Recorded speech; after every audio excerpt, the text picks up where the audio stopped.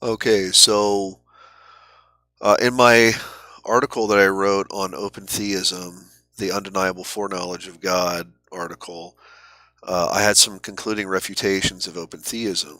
Number one, if possibilities in the future are infinite, God cannot know them, and thus he can have no foreknowledge nor induction. A, God cannot know them all because an infinite series has no last term. B, if the possibilities are infinite, the probability that God has chosen the right event is 1 over infinity, which equals 0. And then C, if the possibilities are infinite, the probability of God's decree coming to pass is 1 over infinity, which equals 0. These are the inescapable problems of the open theist package. Now, I was told by an open theist that I've had debates with, back and forth with on the internet, oh no, Drake, I don't believe that. That's a misrepresentation. We don't believe that the possibilities in the future are infinite.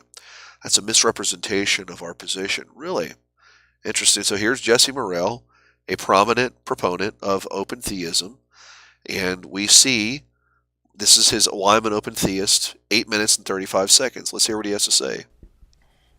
In the open theistic worldview, in the beginning, God created man with a free will.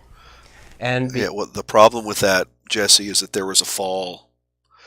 You do know that Calvinists believe that, we also believe that God created man with a free will. The problem is that there was a fall into sin. And as Paul states, that we are in an unconverted state, we are dead in trespasses and sins. because he gave us a free will, our future choices have different options, different alternatives, different possibilities. An A, B, or a C, or a D, or an F, or, even more and more.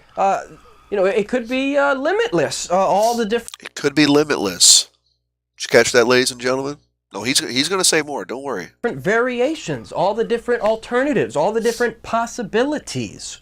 And God, being omniscient, knows them all. He knows I just showed why that's impossible, because an infinite series has no last term by definition. all of the possible choices that we could make. He knows all of the different alternatives. And so if you think of the Calvinist system being a straight line of certainty, but the open theist system being a web of possibility, and in their view, God knows the future as a straight line. In the open theist view, God knows the future as a web of possibility. In which view does God have more knowledge? I just showed the Calvinist system, because if the possibilities are infinite, knowledge is impossible. I just showed that.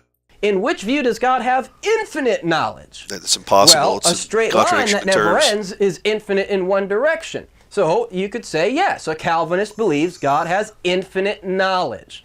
But an open theist has an infinite web of alternatives. So many different variations. Mathematics. Yeah, so many different variations that it makes knowledge impossible. That's the problem, Jesse. I mean, come on. There's not a mathematician alive, and never has been and never will be, who could calculate how many alternative possibilities there are, given how many people there are, and how much free will every man has throughout his life. It's unfathomable, inconceivable. Right, yeah, which makes it untrue. Makes it untrue, Jesse, I'm sorry. It's infinite. And so certainly the open theist readily acknowledges that God has infinite knowledge. And It's a contradiction in terms. I would contend there's even more knowledge that God has in open theism than in the Calvinistic system, because to know a web of possibilities, an infinite web, is greater than to know a straight line, an infinite straight line of certainty. Now, you can call him a classical Arminian who believes that God foreknows with certainty all future events. All right, so that's clearly I was correctly representing the open theist position. So I've clearly proven my position to be correct, and the open theist model refuted. Southern Israelite signing off. Peace.